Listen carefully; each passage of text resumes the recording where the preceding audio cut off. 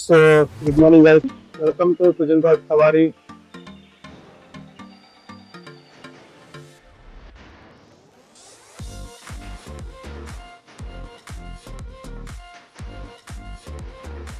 मैं क्या चाहा उधर में बैठना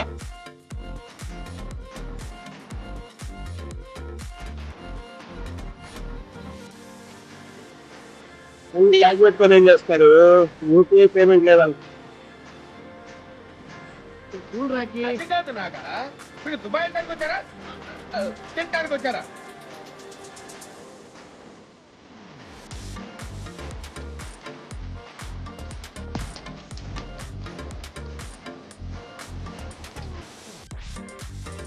so guys welcome back to my channel. ఈరోజు వచ్చేసి మనం ఎక్స్పల్స్ 210 గురించి మాట్లాడుకుందాం. నాకు ఇది 1 month అయిపోయింది ఆల్మోస్ట్. నేను కొనేసి 1 month అయింది. సిటీలో లాంగ్ రైడ్స్లో కూడా రైడ్ చేశాను.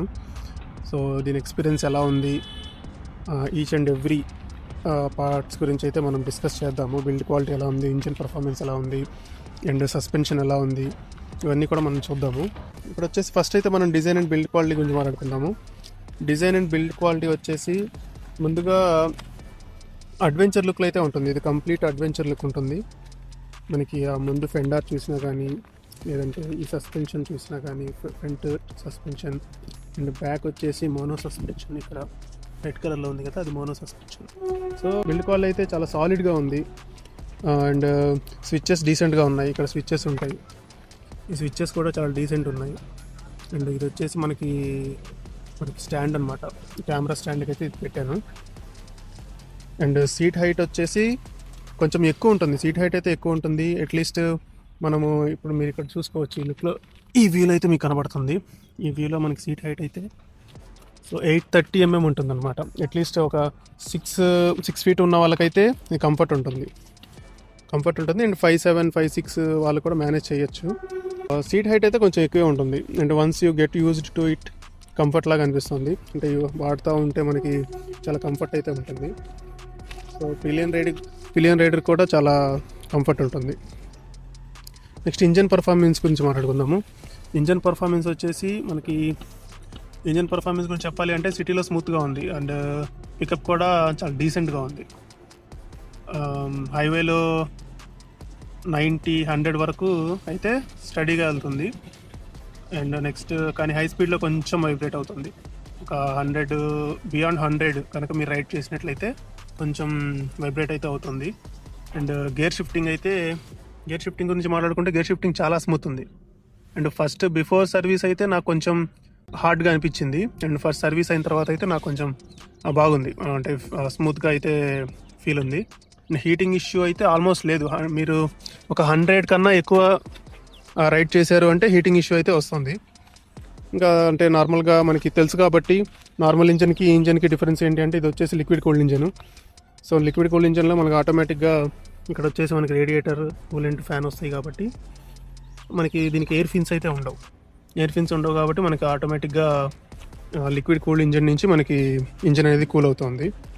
సో ఇంకొక టిప్ నేను ఏమిస్తాను అంటే లిక్విడ్ కూల్డ్ ఇంజన్స్కి జనరల్గా మనం ఇంజన్ అయితే సడన్గా ఇగ్నిషన్ కిల్ స్విచ్ చేయకూడదు అనమాట. ఇంజన్ అనేది కూల్ అవ్వదు. సో ఈ ఫ్యాన్ రొటేట్ అయిన మీ రైడ్ అయిపోయిన తర్వాత ఒక 1 to 2 minutes మీరు ఇలాగే స్టేబుల్గా ఉంచి ఫ్యాన్ రొటేట్ అయిన తర్వాత మీరు kill switch engine turn off చేస్తే బాగుంటుంది. సో అదొక టిప్ అయితే నేను ఇవ్వగలను. అండ్ మైలేజ్ అండ్ మెయింటెనెన్స్ వచ్చేసి మైలేజ్ గురించి చాలామంది అడుగుతున్నారు. సో మీకు ఇక్కడ లైవ్లో చూపిస్తాను. మైలేజ్ గురించి చాలామంది అడుగుతున్నారు. నాకు సిటీలో అయితే అరౌండ్ 38 నుంచి 40 వస్తుంది. సో ఇది నేను ఇప్పుడు ట్రిప్ స్టార్ట్ చేశాను. నాకు యావరేజ్ ఫ్యూల్ వచ్చేసి 34 ఉంది. అండ్ నెక్స్ట్ ట్రిప్ 2లో 38 ఉంది. అండ్ యావరేజ్గా అయితే 37 వస్తుంది. ఇది సిటీలో రైడ్ అనమాట. ఇది సిటీ రైడ్లో అయితే నాకు ఇలా వస్తుంది. సో చూడండి, ఇక్కడ నాకు సిటీలో అయితే ఇలా వస్తుంది. అండ్ నెక్స్ట్ వచ్చేసి హైవేలో అయితే నాకు 47-50 వరకు, 50 అబవ్ కూడా వచ్చింది, 53 కూడా వచ్చింది. నేను లాంగ్ రైడ్ చేశాను లాస్ట్ మంత్. సో హైదరాబాద్ నుంచి నర్సాపేట లాంగ్ రైడ్ అయితే చేశాను. సో అప్పుడైతే నాకు 54-55 కూడా వచ్చింది. సో ఫస్ట్ సర్వీస్ కూడా రీజనబుల్గా ఉంది. ఫస్ట్ సర్వీస్ అయిపోయింది. ఫస్ట్ సర్వీస్ వీడియో కూడా రికార్డ్ చేశాను, కానీ కొన్ని మైక్ ఇష్యూస్ వల్ల ఆ వీడియో పోస్ట్ చేయలేకపోతున్నాను. ఫస్ట్ సర్వీస్ కూడా రీజనబుల్గానే ఉంది, రెగ్యులర్ మెయింటెనెన్స్ చేస్తే ఏం ప్రాబ్లం ఉండదు దీనికి. అండ్ సర్వీస్ కాస్ట్ వచ్చేసి నాకు అరౌండ్ 1500 అయితే అయింది. సస్పెన్షన్ వచ్చేసి మనకి ఈ బైక్లో హైలైట్ అనమాట. బాగా రఫ్ రోడ్స్లో కూడా చాలా కంఫర్ట్గా ఉంటుంది అండ్ సీట్ కొంచెం హార్డ్గా ఉంటుంది లాంగ్ రైడ్స్లో, but okay manageable. Digital meter ఉంటుంది మనకి, డిజిటల్ మీటర్ మీరు ఆల్రెడీ చూసారు, టీఎఫ్టీ కన్సోల్ ఉంటుంది digital meter and Bluetooth call alerts ఇక్కడ చూపిస్తాను. సో ఇది వచ్చేసి మనకి మెయిన్ డిస్ప్లే అనమాట. సో ఇది వచ్చేసి మెయిన్ డిస్ప్లే అండ్ ఇది వచ్చేసి Bluetooth connectivity, trip 1 trip 2, fuel range అనమాట, రేంజ్ 334 కిలోమీటర్స్ ఉంది అండ్ యావరేజ్ ఫ్యూయల్ వచ్చేసి 37 కిలోమీటర్స్. సో ముందు నకిల్ గార్డ్స్ కానీ, ముందు విండ్షీల్డ్ కానీ, ముందు ఫెండర్ కానీ, ఇదంతా కూడా కంప్లీట్ ఆఫ్ రోడ్ సిరీస్ అని చెప్పుకోవచ్చు. బిల్డ్ క్వాలిటీ అయితే చాలా స్ట్రాంగ్ ఉంది, అండ్ కొంచెం కాన్స్ గురించి మాట్లాడుకుంటే, కాన్స్ అయితే మనకి సీట్ అయితే కొంచెం హార్డ్గా ఉంది, ఇది కుషనింగ్ సరిగ్గా లేదు, కొంచెం కుషనింగ్ అయితే కొంచెం సాఫ్ట్ అయితే లేదు, కొంచెం లాంగ్ రైడ్స్కి కొంచెం అన్కంఫర్ట్గా ఉంది, కొంచెం కుషనింగ్ ప్రాబ్లం అయితే ఉంది. ఫ్యూయల్ ట్యాంక్ ప్రోస్ అని చెప్పుకోవచ్చు, 13 లీటర్స్ కాబట్టి మనం పదే ఫ్యూయల్ కొట్టాల్సిన అవసరం లేదనమాట. అండ్ స్లైట్ ఇంకో కాన్ వచ్చేసి మనకి కొంచెం వైబ్రేషన్, అంటే 100, 120 ఆ రేంజ్లో వెళ్ళినప్పుడు అయితే మనకి కొంచెం ఫీల్ అవ్వచ్చు, మీరు వైబ్రేషన్ అయితే ఫీల్ అవ్వచ్చు. సో ఫైనల్గా నేను ఈ బైక్ గురించి ఏం చెప్పగలను అంటే, ఒక 1 మంత్ అయితే యూస్ చేశాను. 1 మంత్లో నా హానెస్ట్ ఒపీనియన్ ఏంటి అంటే, హీరో వాళ్ళకి ఎక్స్పల్స్ 210 అనేది perfect bike, specially of road long rides ఇష్టపడే వాళ్ళకైతే ఇది ఒక పర్ఫెక్ట్ అడ్వెంచర్ సిరీస్ అని చెప్పుకోవచ్చు. మీరు సిటీలో నేను తక్కువ రైడ్స్ చేస్తాను అన్నా బాగుంటుంది బైక్, లేదు మీరు లాంగ్ రైడ్స్ కొట్టేస్తాను అన్నా కానీ పర్ఫెక్ట్ బైక్. వేరే విషయాల గురించి మాట్లాడుకుంటే, ఇక్కడ మనకి నకిల్ గార్డ్స్ ఉంటాయి అన్నమాట. సో ఇది వచ్చేసి నకిల్ గార్డ్స్, బిల్డ్ క్వాలిటీ కూడా చాలా బాగుంది.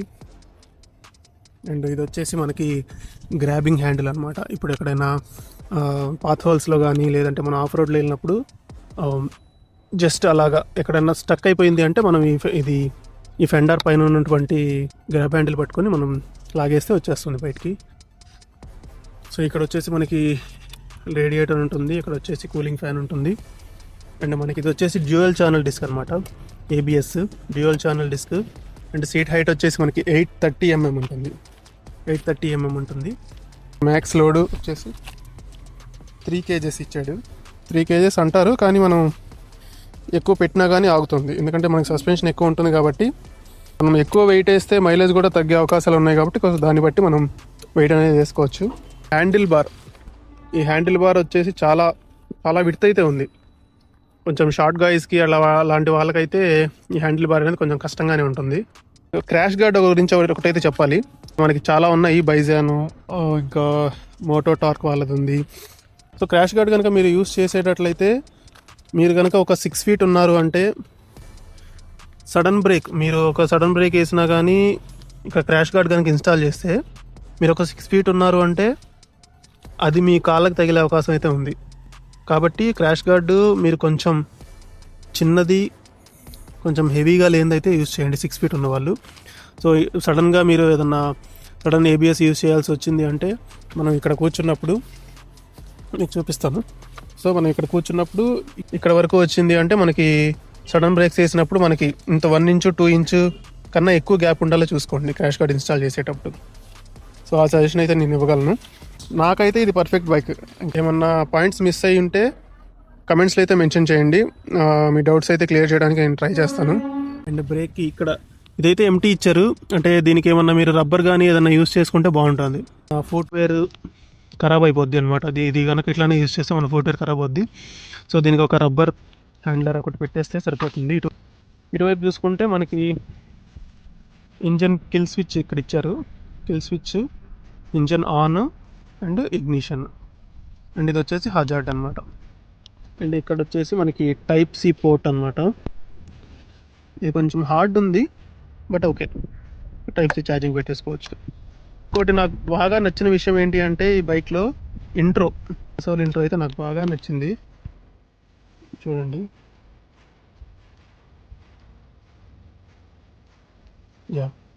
సో ఓకే గైస్, లైక్ మీ ఈరోజు వీడియో అయితే ఇంతే. ఇంకా నెక్స్ట్ వీడియోలో అయితే కలుద్దాము. ఇంకా మీకు బైక్ గురించి ఏమైనా డౌట్స్ ఉన్నా కానీ, కాస్ట్ ఎంత పడింది అవి ఏమన్నా డౌట్స్ ఉన్నా కానీ నాకు కమెంట్స్లో అయితే మెన్షన్ చేయండి. ఇప్పుడైతే కొన్ని సినిమాటిక్ షార్ట్స్ చేస్తాను, ఒకసారి చూసేయండి. అండ్ బిఫోర్ దట్ అందరికీ అడ్వాన్స్ హ్యాపీ దివాళీ. సో మీరు మీ కుటుంబ సభ్యులందరికీ కూడా happy Diwali. See you on the next video. Bye bye.